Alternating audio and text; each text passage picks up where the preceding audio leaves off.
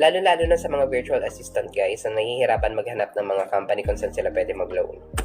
Yan, si Pure Gold Finance Incorporated guys ay nagiging mabait sa inyo. Yan, inaalaw na rin po ng company namin na pwede na rin po kayo mag-loan. Yes po, si Pure Gold Finance Incorporated po.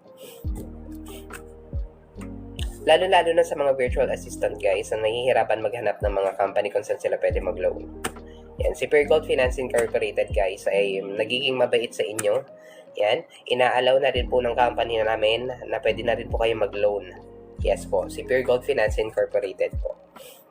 Nag-offer kami ng salary loan. You can message me directly here on my TikTok account para mabigyan ko kayo ng guidelines and list of requirements.